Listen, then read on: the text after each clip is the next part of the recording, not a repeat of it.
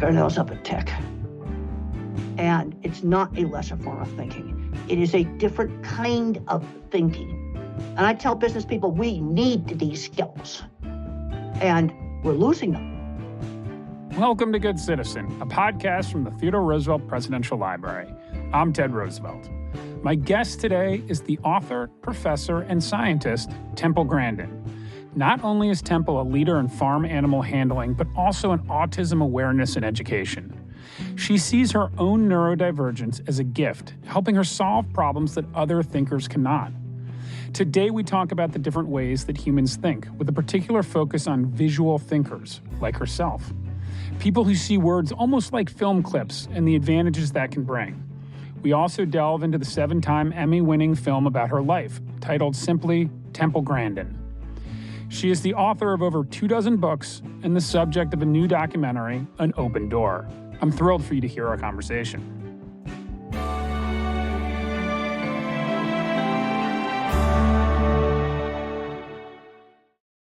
You are the first guest we've had that has a movie made about their life where there is a big-time Hollywood actor playing them, and the movie title is your name, Temple Grandin. It's really an honor to have you on here. Well, it's great to be here, and I get asked all the time about accuracy of the movie. And the most accurate stuff is the visual thinking. It shows exactly how I think visually. Visual thinking is a different approach to problem solving than verbal thinking. And so it was obvious to me to look at what cattle were seeing when they went through a cattle handling facility, and also the projects that I made in the movie are accurate, and the main characters were shown really nicely. I might have described myself as a visual thinker, but it's very different than when you describe yourself as a visual thinker. Can you explain it a bit more for our listeners?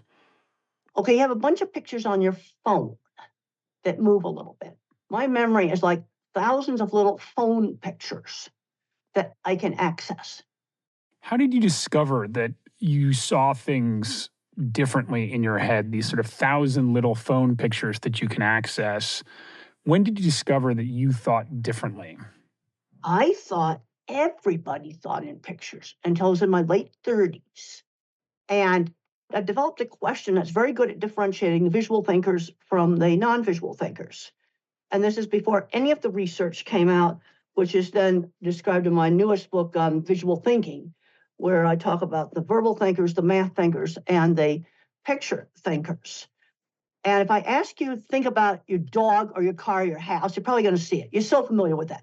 But when I asked you something that's out there in the landscape, but most people don't pay much attention to it, this is when I differentiated. So I had this question I've been asking for years: access your memory on church steeples. And what I learned is the visual thinker names them off. They're specific. They name off the churches. But I was shocked back when I was in my late 30s to ask a speech therapist, and she just got the vaguest visual representation, where I tend to see specific. Then I ran into some people that have aphantasia, where there's no visual thinking. And then I discovered a few of those people. And then I discovered research that the mathematical pattern thinker is different than the picture visual thinker. Boy, that made me so happy. That validated some of the things that I've been observing. And we need our visual thinkers. It's a different approach to problem solving. You see something that could be a risk. You also see a way to fix things. You've been a pioneer in a number of fields, but two in particular around ag and autism. And I'm curious if you see them as totally separate or how the connective tissue works between the two. Do they relate to each other in some way? Well, animals are very sensitive to things like high-pitched noise. See, an animal lives in a sensory-based world, not a word-based world. So it was easier for me to understand an animal because I didn't think in words. I was storing my memories as pictures. I would say that I think in stories as much as words. For me, just like before this podcast, for example, I spent time thinking about the questions I was going to ask. I was thinking if any might be taken the wrong way. I was worried about running out of questions. I was sort of playing a whole video of what might happen on this in advance of the podcast. And I'm curious whether that plays any role in your head, because it dominates a lot of people's heads. Are there narratives? Are there stories? Or does that not happen? I've done interviews and I've talked to a lot of parents of autistic kids, and they say, oh, my kid has problems. I can't fix problems. I find I have to question. Like, I know the age. Okay, so he had a temper tantrum. Well, when did they have it? What brought it on? I had a lot of questions I have to ask. The verbal thinker tends to overgeneralize. Like just yesterday, I was talking to a lady about executive function. I said, what do you mean by that? Let's discuss specifics, problems with being on time, problems with sequential information. I can tell you right now, you use checklists because I have no working memory. I need an external working memory. So a task that involves sequence, and I had a job at a dairy when I was in graduate school, and they had a checklist on the wall on how to set up the milking equipment and how to clean it. That checklist saved me. As if I'd done something wrong, I could have run detergent into the bulk tank full of milk and then would have destroyed a bulk tank full of milk. I would have been fired if that happened. Like, let's say a chemistry experiment in school, put it down in a checklist format. And that's something over and over and over again. That simple accommodation of the checklist, it would save a ton of jobs. I think there are going to be a lot of examples that I want to talk about in terms of the value of visual thinking. And in fact, the early part of your career, you helped redesign animal handling facilities. That's right. And the first thing I did was to get down in the chutes and see what cattle were seeing. And I found they were scared of shadows. They were scared of reflections, coats on fences, seeing vehicles pass by, reflection off a parked vehicle. And nobody had thought to look at that. But you see, at the time that I did this, when I was in my 20s, I didn't know that other people thought in words. I didn't know that. It was something that was so obvious to me to look at what the cattle were seeing. You grew up in Boston, correct? Yes, I did, yeah. What led you to cattle? Was there something that felt like was fated that you were going to end up working with cattle, that you're attracted to them, or was it just... I came from a non-ag background. It was exposure. My cattle exposure all started in high school. And especially when I went out to my aunt's ranch when I was 15 years old. And that's where I got exposed. I got exposed to the Western United States. I'm a big believer in getting kids exposed to lots of different things that can be career options. Because how can you know you might like something or hate something if you don't try it? And then another thing that got me interested was a great animal behavior class I took in college. That got me interested in studying behavior. And then my first statistics class, I failed my first quiz. I got tutored to get through 2 statistics classes. A mentor played a pretty important role in your life as well. Now, I had a great science teacher as a high school student. I had no interest in studying. Mr. Carlock, my science teacher, he gave me interesting projects, and now I started studying. English and history, I was just goofing off. And then I had a reason to study. That motivated me to study. Do you have a sense of what he saw in you that other people weren't seeing in the time? Well, he was kind of a visual, real creative thinker. And he started giving me challenging things to do. There's a scene in the movie where I had to figure out how to make the optical illusion room. They wanted me to figure it out. That project that's depicted in the movie of solving that happened. That happened. All the projects are accurate. They're all accurate. The dip vat, the squeeze machine, the gate. I actually did all of those projects. And they were recreated from original drawings and pictures. You just mentioned the squeeze machine. Can you talk about what that did for you in terms of calming you? Well, one thing that squeezed, I had terrible anxiety. And it helped to calm that down. People didn't understand sensory issues back then. They just didn't understand it. And that now deep pressure is used a lot with autistic individuals, and some respond really well to deep pressure. Sensory problems are real, and you can sometimes get desensitized if the person controls it. I control a squeezing machine, so it actually desensitized me to having people touch me. Another thing, it helped calm it down with lots of exercise. And one really important scene in the movie from a career standpoint is a scene where I go up to the editor of the Farmer Ranchman magazine and I get his card, because I recognized that if I wrote for that magazine, it would help my career. And there were no women working in the yards with the cattle in the early 70s, but women were in ag journalism and writing for that magazine. really helped my career. And I saw that door to opportunity. I walked up, I got the card, and I produced a decent article. This was a big moment for you. A huge door was opened. And in fact, there's an upcoming documentary about you that's called An Open Door. Can you tell me why that concept of a door opening resonates so much with you? I have to have a visual image. I have to have some kind of pictorial thing. I do not think abstractly. I just don't. But it's seeing that opportunity. I went up and I got the card. And a lot of people don't see those doors to opportunity. I want to sort of keep digging into the major contributions you made in the ag space. One of the sort of benefits of the designs that you came up with is that they're quite a bit more humane for the cattle going into slaughter. And was that a feature that was important for you versus efficiency? Yes, it was. It was very important to me. One of the things I wanted to answer when I first started is, were the cattle afraid of getting slaughtered? So I would go back and forth between the Swift plant in Alison, Arizona, this is back in the 70s, and the feed yards. And I found they behaved the same way in both places. And the things they were afraid of is stuff like shadows, reflections. They don't like going into the dark. And if you light up a dark place, they'd go in. That's the kind of stuff they were afraid of.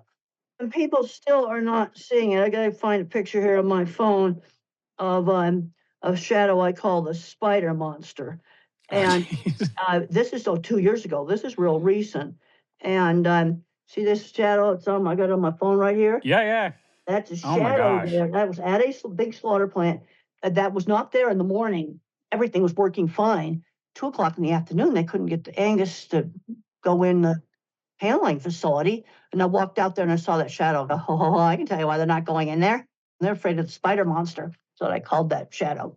It is a terrifying shadow. For people that can't see it, it does look like a spider monster. So, no, it's a shadow from an overhead structure is what it is. I think a question people might have is, when you think about animals going off to slaughter, why is it important for us to be humane to them right before they're killed? We owe it to them. As I said, the movie's nature's cruel. We don't have to be. That's true. So I want to transition a little bit because there's a phrase that comes up that I think your mother coined, different, not less. Is that right? Is it something that came from her? I'll be perfectly truthful. It came from the script writer. Oh, no. I totally agree with that phrase. Yeah. And it's something that she would have said. It's in character. I was struck by how far we have come in the last few decades in terms of how we think about neurodivergence and autism. Well, one thing I want to tell you about neurodivergence. When I was out working in heavy construction, 20% of the skilled tradespeople that were inventing and patenting equipment, not just building it, were either autistic, dyslexic, or ADHD. And the problem is they are retiring out. Thing is that we need these skills. I was just talking to a guy who's brilliant. He's got 30 patents. He's selling mechanized equipment all over the world. He's in his 60s. And I said, well, where's a junior version of you? See, the problem is the junior version's not coming into the system. They're playing video games in the basement and they're getting screened out. And we need these kind of thinkers. We need them. It's a different approach to problem solving, seeing how to fix something, how to build something, also seeing something that might be a risk. Can you spend more time talking about the value proposition, how useful it is to have a wide range of different types of thinkers working on a singular problem? Well, let's just look at food processing plants, for example. And I've worked on a lot of that. The people that work in the shop invent mechanical devices like packaging machines, mechanically clever devices. They lay out the entire factory. Maybe a person with a 1-semester class in computer drafting lays out the entire factory. And they don't just build equipment, they invent equipment and patent it. And then you have mathematical degreed engineer does boilers and refrigeration. I've worked for every major meat company. This division of the labor is the same everywhere. I spent 25 years in heavy construction, supervising installation of equipment I had designed. And what I'm very concerned right now, that our visual thinkers are retiring out. They're not getting replaced.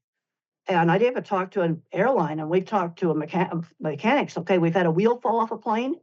That's maintenance. This engine cover just ripped off this Southwest Airlines. I watched the thing tear off on the video this morning. They probably didn't latch the cover correctly. You see, now I'm visualizing, and I've looked at the latches on those engine covers, and did they push them down correctly? Did they make sure they latched? See, I'm seeing it. See, and this gets back to visual thinking. I remember talking to one of the former deans at one of the universities.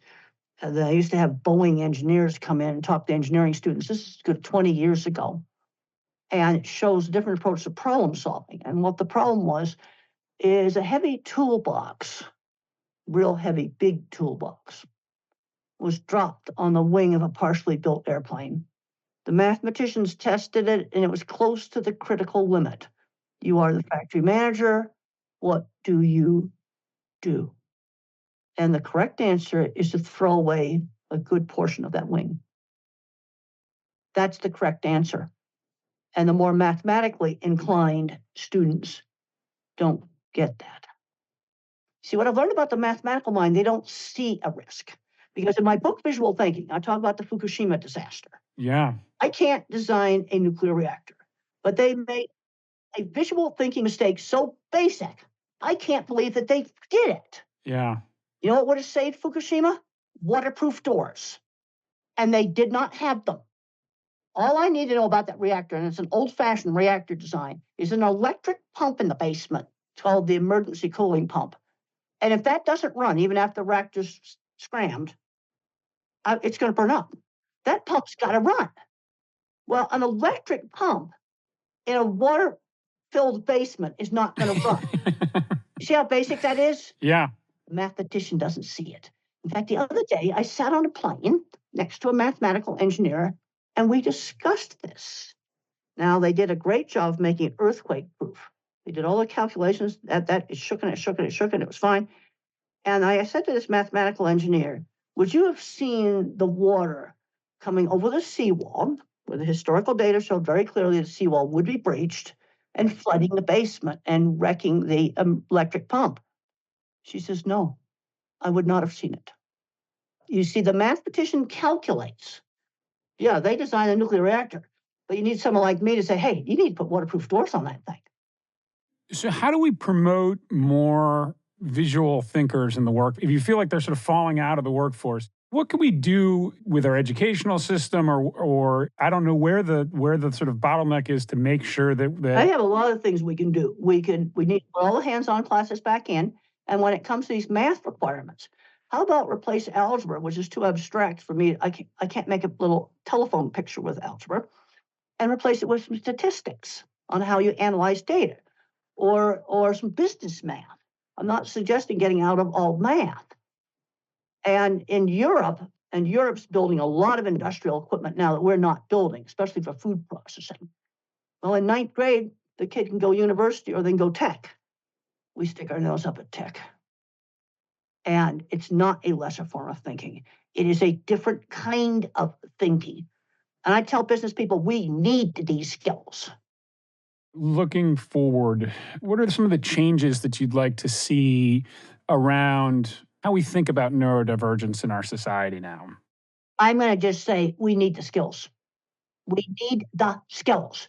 Would you like the power plant to work? Would you like the water system to work? And the verbal thinkers will care about this stuff when it breaks. I mean, I love that answer because one, it's true, but two, it's a powerful, self-interested motivator for people. Functionally, we need this for our society to work well. Well, the other thing is, like this Zoom program we're on right now, you wouldn't have this if you didn't have the mathematical minds. And then the visual thinker makes the simple interface that makes it easy to use. Like you take the iPhone, for example, Steve Jobs, he was on the spectrum. He was a artist. And he made an interface where you didn't need a PhD in engineering to figure out how to use a phone. That's why it was so successful. Do you think about your legacy at this point? Well, I want to see the kids that are different be successful. So I do a lot of talks now where I want to encourage students to get out and do things where they can really make a difference. And one of the things that helped me to be successful in cattle handling, I worked on cattle handling. I didn't work on some vague, cattle are treated badly. That's way vague. The other thing I did, and this goes back to getting the card and working for that magazine, is that I wrote about it. And I wrote a lot of just practical how-to articles on cattle handling. It wasn't some big vague thing. It was something very targeted. When you're out on the road and you're giving these speeches, I think I saw somewhere that you're like a 1,000,000-mile flyer, that you're on the road quite a bit. 3 million plus on United. 3 million, that's it? What are the sort of common themes? What are you hearing from parents now? Well, I'm hearing, my kid got a great job because of, they read something in one of my books. One of the big problems I'm seeing right now with fully verbal autistic individuals, teenagers that have never gone shopping, they're not learning basic life skills, bank account, shopping, ordering food at restaurants. They're doing everything for them. And I'm seeing smart individuals that are teenagers still using Legos because nobody's thought to introduce tools. And that's somebody we need to keep things going in all industries. Yeah. I'm not sure that's limited to autism either. I mean, I think there are a lot of kids that aren't learning some of the basic skills. Well, but it hurts the autistic kids more than it hurts the other kids. The other kids will muddle through it. I think I've heard you say in the past that you like having autism. You feel that that's really something that you would opt in for. Well, I like the logical way I think. I'm appalled at how illogical so much of the world is. Totally illogical. Well, and you can opt not to answer this question, but maybe in broad strokes, at least, how do you think about the political system or things like that in our country right now? We need to get some people involved that could actually get things done. The Republicans built the interstate highway system, and the Democrats went to the moon. Mm-hmm. We actually did things. And I'm going to leave it at that. I mean, I think that might be one of the best answers I've heard about the state of affair of U.S. politics. Yeah. Well, we need things to be done, and the kind of stuff I'm interested in. Well, I'm interested in maintaining basic infrastructure. See, as a visual thinker, nothing is abstract. I don't think in abstractions. Over your shoulder is a poster for the Hubble Space Telescope, and I'm wondering if you are as intrigued or fascinated by space as you are by things here. Well, I'm always been a NASA fan. When I was a little kid, I worshiped the astronauts. And one of the reasons I put that up there is people ask me about some of the great questions. Well, there's a picture on there of what's called the Hubble Deep Space Field.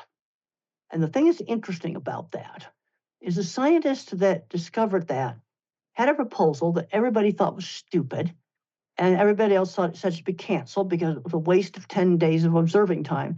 He was going to point the Hubble at what they call dark space, and basically pointed at nothing, right next to the Big Dipper, pointed at nothing, and they saw thousands of galaxies.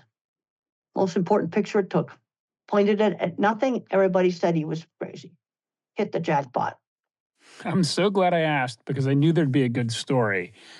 Now, we ask everyone on this podcast 2 questions, and I'd love to get your answer to both of them. The first is there an action that you would encourage our listeners to do?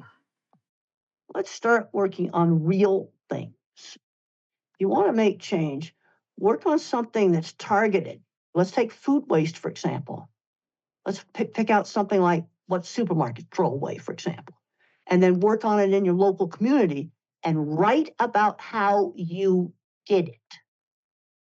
Instead of getting into a bunch of politics, let's write on how you did it. How did you make sure that no one's going to get sick from the stuff you salvaged? Because that's one of the reasons they'll give for not salvaging it. Explain how you did that. That's how you get stuff out there. It is a complaint that my wife hears from me fairly often is the amount of time and energy that people spend, for lack of a better term, sort of clutching their pearls or being upset about things and not doing anything about the thing that they're upset about. Well, let's do something about it. And then if you write about it, and I did this with cattle handling. My very first article I did on cattle handling for Beef Magazine, I was jumping for joy. I got picked up by Arkansas Cattle Business and another magazine. Of course, this is back in the 70s. The writing was a real important part of what I did. That's why getting that card from the editor was just so important. And that seems absolutely real. Temple, what's an organization you'd like our listeners to support? Find something in your local community where you get things done. I think we need a lot more local stuff. Then you start something very successful locally. Write about how you did it. A how-to paper, keep the politics out of it. A how-to articles. Post them on, you need to get an academic literature. You need to put it up on a website. What I did with my Grandin.com, my lifestyle website, it's got lots of information on there that people can just use. Temple, when does your documentary come out? Well, they're doing a lot of festivals. It's been winning a lot of festivals. So you see, the problem is if they put it on the streaming service now, then they can't put it in festivals once it goes on the streaming service. So that's why, they're doing lots and lots of showings, but that's why it's not on a streaming service. How many books have you written? 20 books at this point? I've got about 15 books, and I have used co-authors on a lot of my books, but a lot of the stuff I've done, technical stuff I've done on cattle handling, I wrote that stuff. And my book, Thinking in Pictures, I wrote, but I need co-authors for organization. Now, this is an example of different minds working together. Like on the visual thinking book, this was the big COVID project right here.